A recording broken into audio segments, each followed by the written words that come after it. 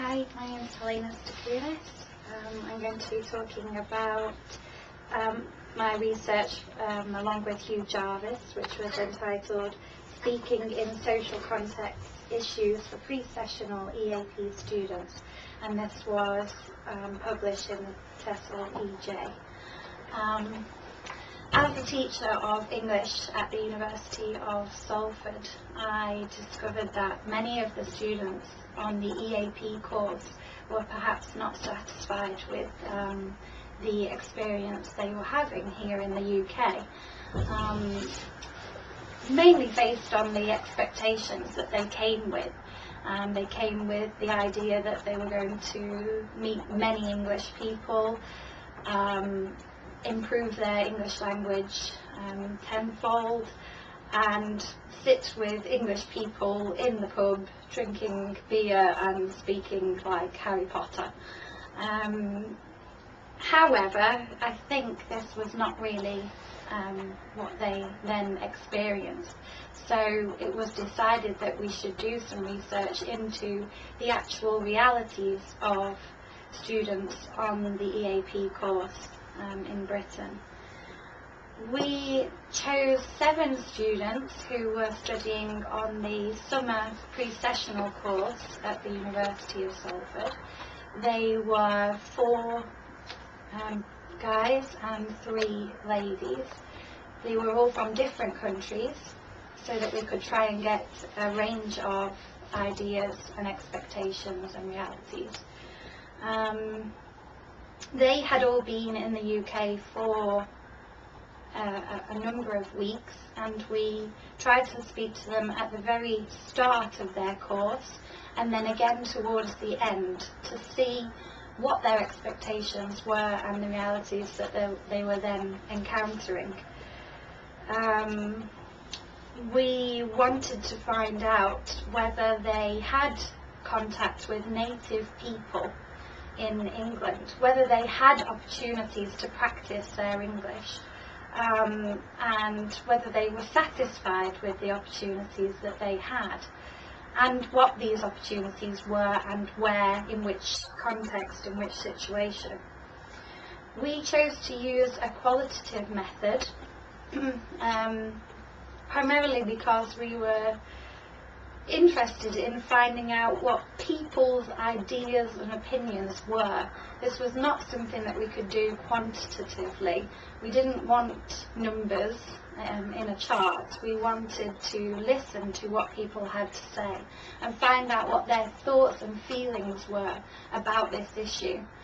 So we chose 3 methods, which were the essay, in which we asked students to record what they felt were their expectations and their ideas before they arrived in the UK, and interviews where we spoke to them on a one-to-one basis, trying to delve into the issues and leave them free to talk about exactly what they felt.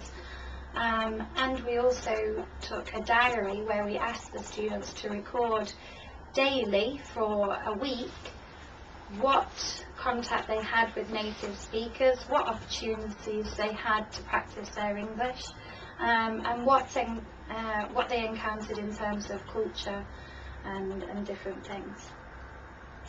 The results of this research revealed that of the 7 students that we spoke to, none of them were really satisfied with the opportunities they had to speak English, and this arose in several different areas. One was in the classroom. They often found that they were in the classroom with students of the same nationality, which meant that they were often very tempted to speak in their own native language. They then, after they left the classroom, didn't have much chance to then mix with other nationalities, or indeed with the English people that they had so wanted to meet and befriend.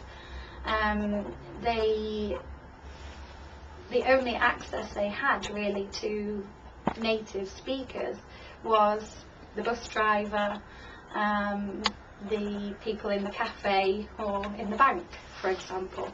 They didn't actually have any British friends.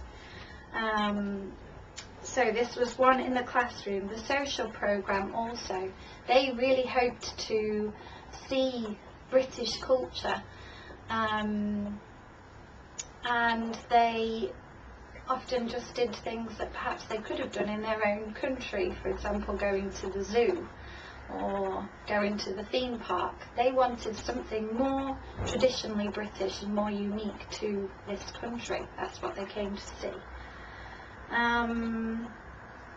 They also had a great deal of problems with the native and local language.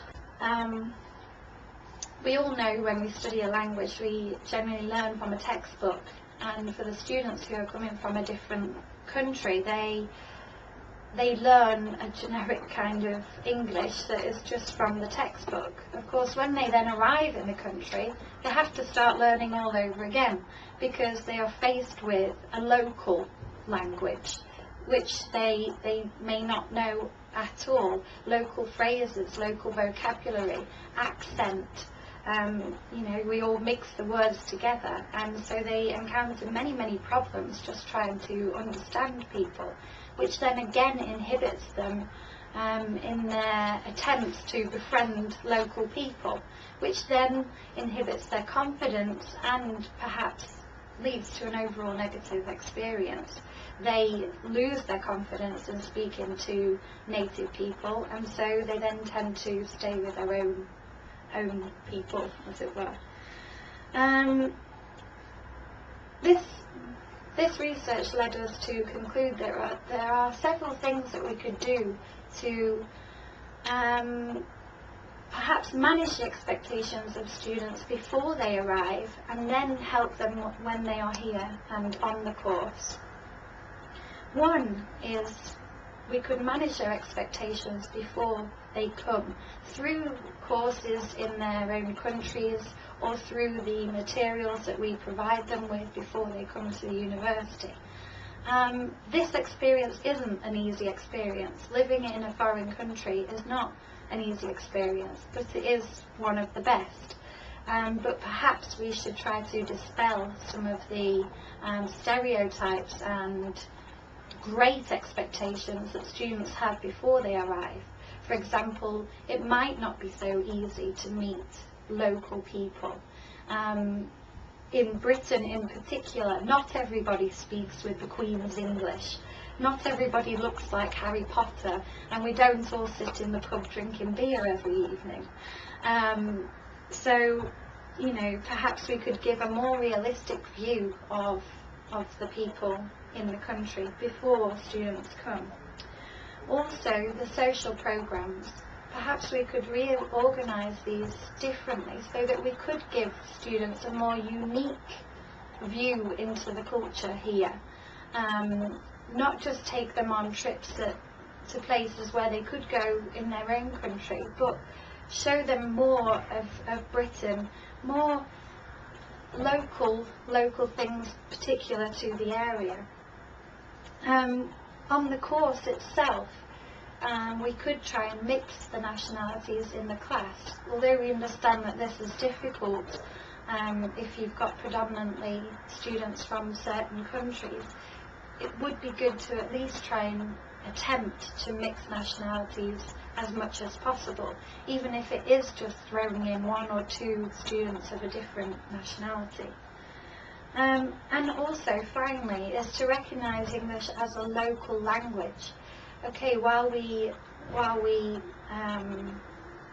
acknowledge that some of these students are here perhaps for a short time, or that they are studying primarily for a master's degree or an undergraduate degree, or indeed a PhD, they are, however, living in this country, or in the country where they are studying.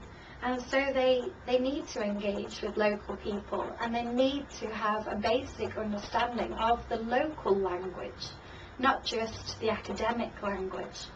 So perhaps, again, before students come, and also whilst they are on the course, there could be more provision made for teaching English as a local language. Thank you.